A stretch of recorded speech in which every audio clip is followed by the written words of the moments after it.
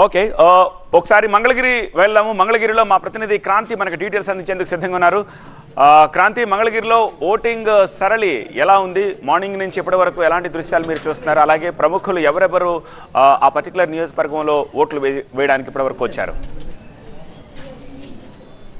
Yes, ఖచ్చితంగా present నేను ఏదైతే పోలింగ్ బూత్ దగ్గర ఉన్నానో సో ఇక్కడ మరి కాసేపట్లోనే పవన్ కళ్యాణ్ తన ఓటు హక్కును వినియోగించుకోవడానికి రానున్నారు. సో ఇక్కడైతే ఇప్పటివరకు కూడా వీఐపీ ఓటింగ్ ప్రకారం చూసుకుంటే కనుక ఒక పవన్ కళ్యాణ్ మాత్రమే ఇక్కడ ఓటు వేయడానికి రానున్నారు. సో ఇక్కడ దాదాపు కాస్త ఆలస్యంగా పోలింగ్ స్టార్ట్ అయినప్పటికీ కూడా ఓటేసేందుకు పెద్ద సంఖ్యలో ఓటర్లందరూ కూడా వచ్చినటువంటి పరిస్థితి కనిపిస్తుంది. సో ముఖ్యంగా మార్నింగ్ సెక్షన్లోనే ఎండ ఎక్కువగా ఉండడం, సో వర్షం పడేటటువంటి అవకాశం ఉన్న నేపథ్యంలో ఓటర్లందరూ కూడా 1 అవర్ దాదాపు ఏదైతే ఓటింగ్ 7 గంటలకు స్టార్ట్ అయిందో 7 నుంచి 8 గంటలలోపు 1 అవర్లోనే తమ ఓటు హక్కును వినియోగించుకునేందుకు బారులు తీరినటువంటి పరిస్థితి కనిపిస్తుంది. సో మనం ఇక్కడ క్యూ లైన్లో చూడొచ్చు. సో ఇది మంగళగిరిలో ఉన్నటువంటి 197వ పోలింగ్ స్టేషన్. సో ఇక్కడ మనం చూస్తే కనుక ఓటు హక్కును వినియోగించుకునేందుకు దాదాపు ఒక గంట సేపటి నుంచి కూడా క్యూ లైన్లో ఈ యొక్క ఊరు జనం మొత్తం కూడా వెయిట్ చేస్తున్నటువంటి పరిస్థితి కనిపిస్తుంది. సో పోలింగ్ అయితే స్టార్ట్ అయిపోయింది. సో మామూలుగా అయితే ఇచ్చినటువంటి షెడ్యూల్ ప్రకారం 5:30కి మాక్ పోలింగ్ జరిగిన తర్వాత పోలింగ్ స్టార్ట్ అవ్వాలి. కొన్ని చోట్ల ఇక్కడ కూడా సో ఏజెంట్లు ఆలస్యంగా రావడం వల్ల మాక్ పోలింగ్ కూడా కాస్త ఆలస్యంగానే జరిగింది. సో మాక్ పోలింగ్ జరిగిన తర్వాత